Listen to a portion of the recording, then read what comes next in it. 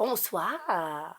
Mon rhume Pinocchio et moi avons décidé qu'il était grand temps de publier une deuxième chronique contre le commerce de fourrure. Pas vrai, Pinocchio? Super!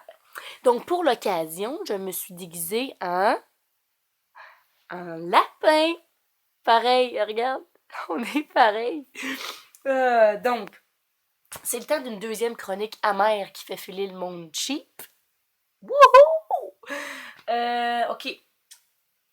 Par où commencer? Tout d'abord, j'aimerais féliciter mon amie Béatrice Gadebois-Filion pour avoir pris une sage décision et d'avoir enlevé la fourrure sur son manteau. Bravo, Béa! On est fiers de toi! T'es bonne! Très motivant de voir que les gens réagissent au moins un petit peu. On aime ça. J'invite tout le monde, en fait, je vous lance un défi. Si vous êtes prêts à vous débarrasser d'un de vos items en fourrure et que vous me fournissez soit une preuve ou même l'item que je me chargerai de distribuer de manière juste et équitable, eh bien, vous pouvez me lancer un défi ridicule ou un défi mettant d'orgueil que j'ai en jeu. Tant que ça n'implique pas que je montre mes parties génitales, moi, j'ai pas de problème avec ça. OK.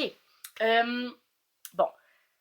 Donc, cette semaine, après la publication de notre première chronique, j'ai eu à me débattre un peu contre mon adversaire le plus féroce, soit les pitounes de la Rive-Sud qui ont aucune idée de ce qu'ils racontent, mais qui parlent quand même vraiment fort et d'un ton très assuré. Tu sais, sont loud de même. C'est des choses qui arrivent, hein, on les aime comme ça. Je vous ai fait ici un best-of de leurs meilleurs arguments pour le commerce de la fourrure. Ça va comme suit.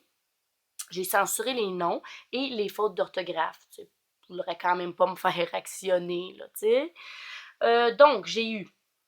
on m'a traité de mangeuse de viande par une fille qui se dit végétarienne et qui a changé son manteau de poêle pour un manteau de poêle Canada Goose. Et je suis d'ailleurs végétarienne et je ne mange pas de viande. Donc, on voit des arguments fondés, on aime ça. On a eu... j'espère que vous n'avez aucun meuble de bois, hein? Tuer des arbres pour des meubles, ouf! J'aime mieux mourir gelé que tuer un arbre. Donc, sur cette métaphore merdique, je poursuis. On a eu sont fatigantes, hein? Le monde sont fatigants. Vive et laissez vivre, dit la fille qui tue pour un manteau de poêle. Vous êtes fatigante, t'es fatigante, c'est fatigant. Pas de redondance ici, là, je vous dis, ça leur vient là, tout naturellement, eux autres. Bang, bang, bang. Ensuite, on a eu je vais dormir la tête tranquille ce soir. Ben, tant mieux pour toi. Ensuite, on a eu depuis les années 30, on porte de la fourrure. La fille a sait de quoi qu'elle parle, en tout cas. On a eu la fourrure est un signe de richesse. Et j'adore ça.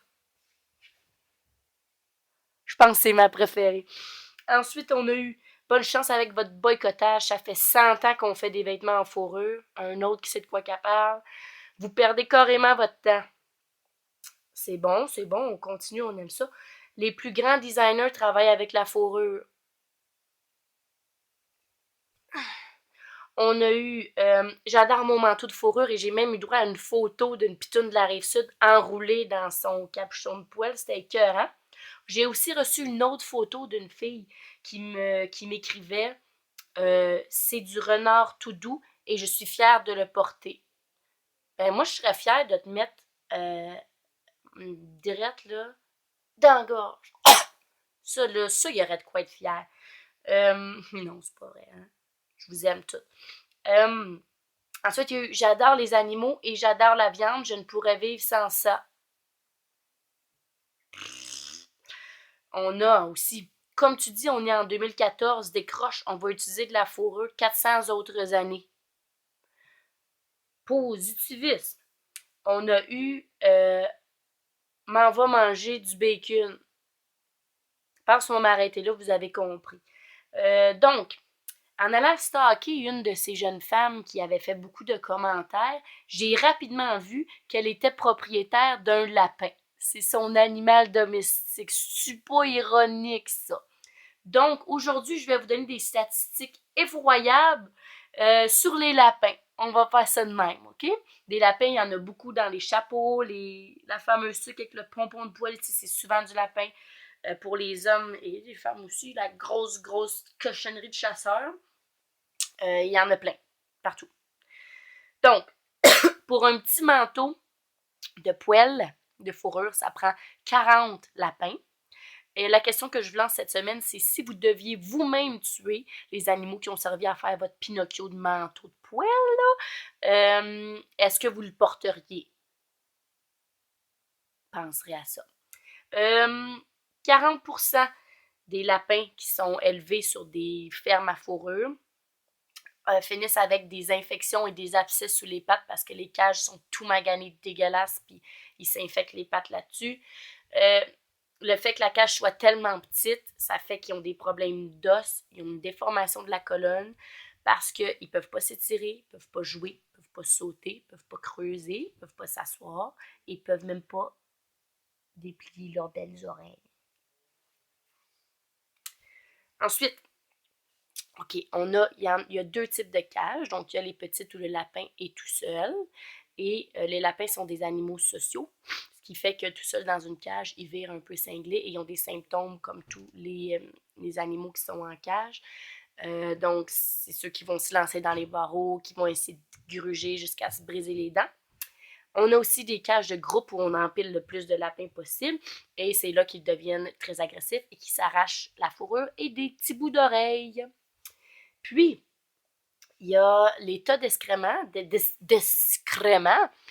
qui se ramassent en dessous des cages, sont ramassés seulement qu'une à deux fois par année. Donc, il y a le temps d'avoir plein de parasites, de schnutz, de petits aliens qui se forment là-dedans et qui infectent les lapins.